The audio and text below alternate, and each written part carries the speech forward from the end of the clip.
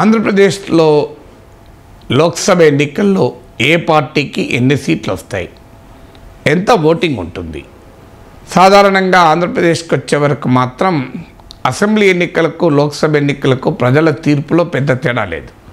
మిగతా రాష్ట్రాల్లో తేడా కనిపిస్తుంది, కానీ ఆంధ్రప్రదేశ్కి వచ్చే వరకు అసెంబ్లీ ఎన్నికలు లోక్సభ ఎన్నికలు ఒకటేసారి జరుగుతున్నాయి.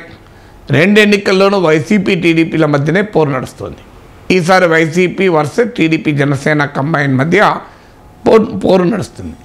అయితే ఆసక్తికరం ఏంటంటే రెండు సర్వేలు వచ్చాయి ఇటీవల. ఫిబ్రవరి 7న టైమ్స్ నౌ సర్వే ప్రచురితమైంది, ఫిబ్రవరి 8న ఇండియా టుడే సర్వే ప్రచురితమైంది. ఈ రెండు సర్వేలు పూర్తి భిన్నంగా విరుద్ధంగా రిజల్ట్స్ ఇచ్చాయి. నేను ఇంతకుముందే ఒక వీడియోలో చెప్పినట్లు ఇండియా టుడే సర్వేలోమో 17 స్థానాలు టీడీపీకి జనసేన కూటమికి ఇస్తే 8 స్థానాలు వైఎస్ఆర్ కాంగ్రెస్కి వచ్చాయి, 17-8.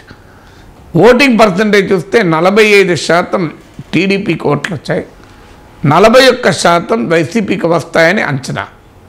అలాగే 2% బీజేపీకి, 3% ఇండియా బ్లాక్కు వస్తాయని, అంటే కాంగ్రెస్ లెఫ్ట్ కలిపి. ఈ లెక్క ప్రకారం టీడీపీకి 45%, జనసేన కూడా కలిపితే 50% దాటిపోతుంది. అంటే చాలా క్లియర్గా వైఎస్ఆర్ కాంగ్రెస్ పార్టీ పైన మోర్ దెన్ 10% ఓట్ల ఆధిక్యతను టీడీపీ జనసేన కూటమి సాధిస్తుంది. దీనివల్ల 25 లోక్సభ సీట్లో 17 సీట్లు గెలుచుకుంటుంది. ఇదే ఓటింగు అసెంబ్లీ ఎన్నికలకు రిఫ్లెక్ట్ అయితే చాలా క్లియర్గా టీడీపీ జనసేన కూటమి 160 సీట్లు, 120 to 125 సీట్లు గెలుచుకునే అవకాశం ఉంటుంది. ఇక ఇందుకు కంప్లీట్ డిఫరెంట్గా టైమ్స్ నౌ సర్వే వచ్చింది. టైమ్స్ నౌ సర్వే ప్రకారం వైఎస్ఆర్ కాంగ్రెస్కు 47% ఓట్ షేర్ ఉంది. అంటే ఇంకో 6% ఎక్కువ ఇండియా టుడేతో పోలిస్తే టీడీపీ ఓట్ షేర్ మాత్రం 44% ఇచ్చారు. అంటే దాదాపు ఇండియా టుడే ఇచ్చినంతే ఇచ్చారు. India today 45%, times now 44%. అంటే ఇక్కడ టైమ్స్ నౌలో ఇచ్చిన సర్వేలో టీడీపీ జనసేన కలిపి ఇచ్చారు. అంటే మీకు ఇండియా టుడేలో ఒక్క టీడీపీకే 45% అన్నారు. టైమ్స్ నౌ సర్వేలో టీడీపీ ప్లస్ జనసేన 44% ఇచ్చారు. కానీ ఇక సీట్లు అయితే వైసీపీకి 19 సీట్లు వస్తాయి లోక్సభలో, 19 వస్తే 6 మాత్రమే టీడీపీ జనసేన కూటమికి వస్తున్నాయి. అందువల్ల ఒక్కటే అగ్రీ అయింది ఎక్కడ India today and times now అంటే బీజేపీకి కానీ కాంగ్రెస్ కానీ ఒక్క సీట్ రాదన్న విషయంలో రెండు సర్వేలు ఒకటే విషయం చెప్పాయి. సో ఒక సర్వేలో 25 సీట్లు టీడీపీకి 17, ఇండియా టుడే, టైమ్స్ నౌ 25 సీట్లు వైసీపీకి 19.